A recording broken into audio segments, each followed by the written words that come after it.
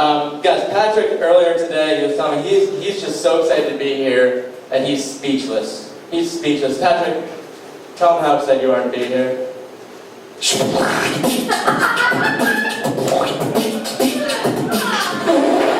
I had $1 for every time someone said if I had $1, space it, I'd be at the strip club right now. I do a lot of meta humor, guys, but I was doing meta humor before it's self-referential, so it's cool. Just please bear with me. Garr! I said, bear with me, everybody. Garr! You know, when someone says, here's something funny, here's something funny. Now, here's something funny is often said by an unfunny person when they're about to say something that's not that funny. See? Point proven.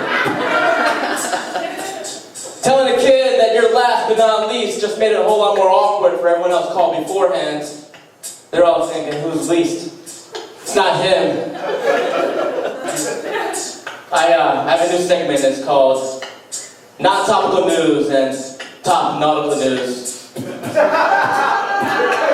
In not topical news, the NYPD busted a ring of serial prostitutes up in Hunts Point.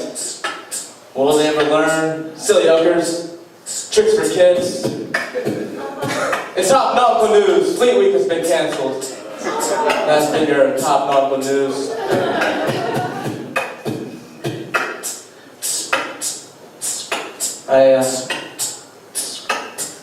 I think that saying the word do consecutively in a sentence, I think that's just shitty grammar. Yet somehow people still do that. I don't know why.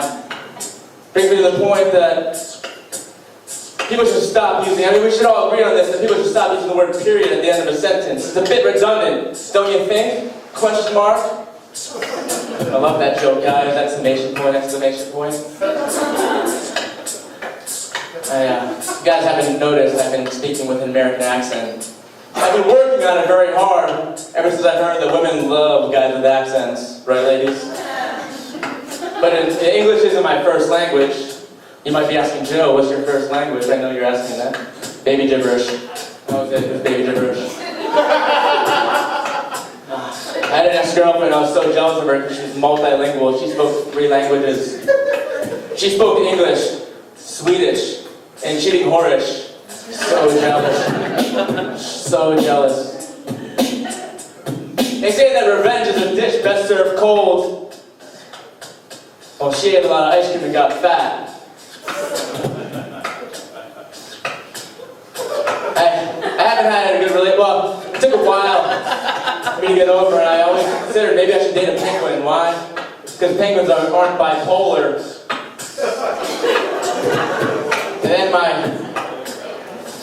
And you're right, it is only Southern Hemisphere.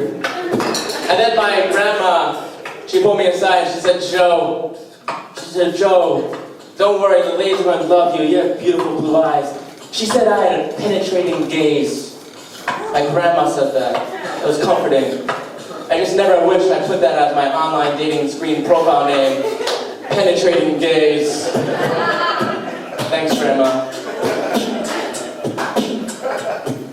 But I'm in a great relationship now. I'm in a wonderful relationship. To celebrate, I bought my girlfriend swing dance lessons for Valentine's Day. Yeah. I thought it'd be the best way to bring up the topic of multiple sex partners. Outside of the swing class lesson, we were in the lobby last week and we saw a Hispanic couple fighting in the lobby. They were screaming at each other. My girlfriend pulled me aside and she said, Joe, thank God we're not like that. And I said, honey, that's racist. I have nothing against Hispanic people.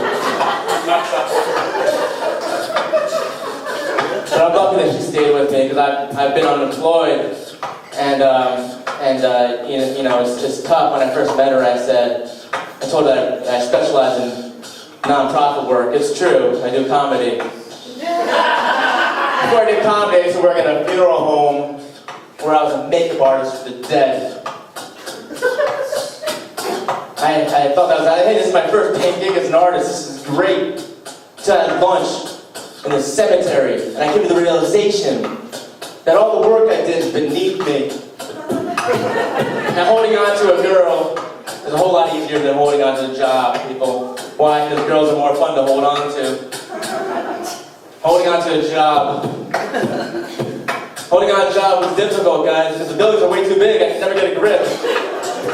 The one exception was when I worked at a juice cart in Union Square, but even then I was just grasping at straws.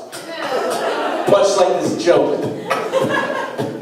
I have to thank my parents here now on stage, because I love them. My dad once told me a very important proverb, and he said, "Joe, remember this always. One in the hand is worth more than two in the bush." I think he was talking about an orgy. People say that. People say I look more like my mother than I do my father. That's not right. I have to disagree. They've never seen us naked. Now guys, I want to just end this on a serious note. A little bit of a serious note. Because there's been a lot of big news in the news the past couple weeks. But one thing has been overlooked. And this is a hero of mine. It's the anniversary of Sir Sigmund Freud. It was his birthday in the year 1856. Wait, sorry. Sorry. Did I say sex? I meant boobs. That's my show.